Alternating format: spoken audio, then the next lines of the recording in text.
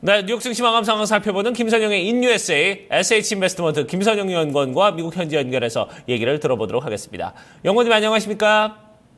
예, 안녕하십니까. 김선영입니다. 네, 자 뉴욕 증시 3대 지수 모두 다 좀 떨어졌습니다. 전체적으로 뭐 22 어떤 양적 완화 그리고 금리 인상 부분 뭐 같이 좀 우려를 준 것 같습니다, 시장에. 예, 그렇습니다. 오늘 뉴욕 증시 지수별로 1.3에서 1.7%대 급락세로 거래를 마감했습니다. 12월 FOMC에서 기준금리가 인상될 것이 기정사실화되고 있는 가운데 최근 발표되고 있는 경제지표가 예상 밖의 저조한 모습을 보이고 있는 데다 유럽중앙은행 ECB의 부양책이 기대에 미치지 못했다는 실망감이 커진 것이 오늘 유럽과 뉴욕 증시를 큰 폭으로 동반 끌어내렸습니다. 먼저 ECB는 예금 금리를 0.1%포인트 추가 인하해 마이너스 0.3%로 낮추고 채권매입 프로그램을 6개월 연장하면서 2017년 3월까지 지속한다고 밝혔지만 그 매입 규모를 늘리지 않은 것이 투자자들을 실망시켰는데요. 이로 인해 달러화에 대비 유로화의 가치가 급등한 것이 오늘 유럽 증시에는 오히려 악재로 반영이 됐습니다. 한편 어제 이코노미 클럽 강연에 이어 오늘 미국 의회 청문회에 출석한 제넷 옐런 의장이 12월 금리 인상을 지지한다는 입장을 재차 확인한 가운데 미국의 경제지표가 다소 부진한 모습을 보인 것이 금융시장에 혼란을 주고 있는 것인데요.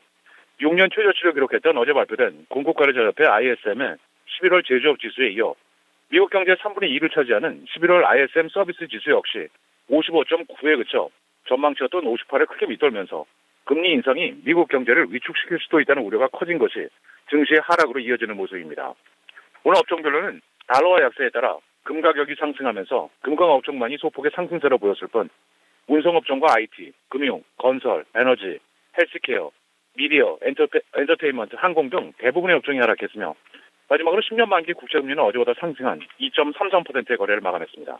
네, 자 이렇게 증시 마감 상황 체크를 해봤고요. 이제 이슈와 특징 종목들도 좀 체크를 해보도록 하겠습니다.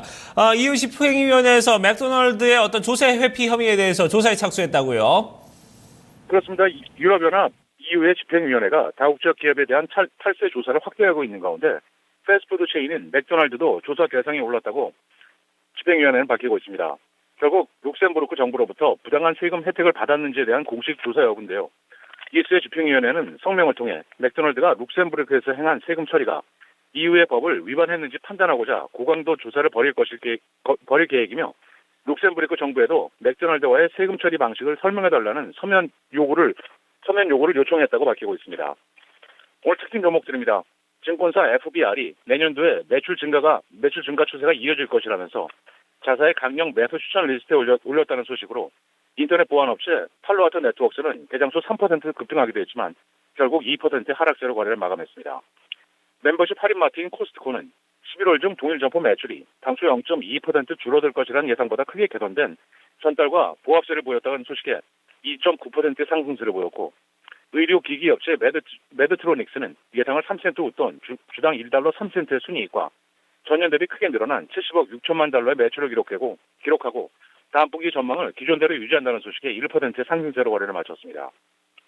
증권사 비어웨이 메릴린치가 투자 의견을 매수에서 중립으로 낮춘 데 따라 다우지수의 고정 종목인 보험사 트래블러스가 2.8%의 하락세를 보였고 랄프스와 푸드폴레스 등을 운영하는 미국 최대 슈퍼마켓인 크로거는 3, 4분기 주당 순이익이 예상을 4센트 웃돈 주당 43센트를 기록하고 0.4%가 증가한 252억 달러의 매출 그리고 2016년도 실적 전망을 상향 제시하면서 4.7%가 급등해 사상 최고치에 올라섰으며 마지막으로 이스라엘 기반의 바이오 업체 포믹스 파마스리컬은 개발 중인 피부병 치료제가 인상 실험에서 높은 효능을 보였다는 공시에 8%의 급등세로 거래를 마감했습니다. 네, 자 이렇게 이슈와 특징 종목들 저희가 여러 가지 좀 살펴봤습니다. 자 이제 경제 지표와 일정들도 좀 체크를 해보도록 하겠습니다. 지난주 신규 실업 수당 청구 건수 전주보다 좀 늘어났네요. 예, 그렇습니다. 연방노동부에 따르면 지난 주간 미국 내 신규 실업 수당 청구 건수가 3주 만에 증가세로 돌아서면서 전주 대비 9천 건이 늘어난 26만 9천 건을 기록해 전망치였던 26만 5천 건을 소폭 상회하면서 주요 기준선인 30만 건을 39주 연속 하회했고 연동성을 줄여 추세를 볼 수 있는 4주 이동 평균 건수 역시 전주보다 1,750건이 줄어든 26만 9,250건을 기록하는 등 미국 고용시장은 여전히 견조함을 보여주고 있습니다. 마지막으로 내일은 증시가 주목하고 있는 노동부의 11월 고용지표와 실업률, 10월의 무역 적자 등의 경제지표와 빅블라츠, 제네스코, 호베니언, 메들리 캐피탈 등이 지난 분기 실적을 내놓을 예정입니다. 네, 알겠습니다. 오늘도 좋은 말씀 고맙습니다.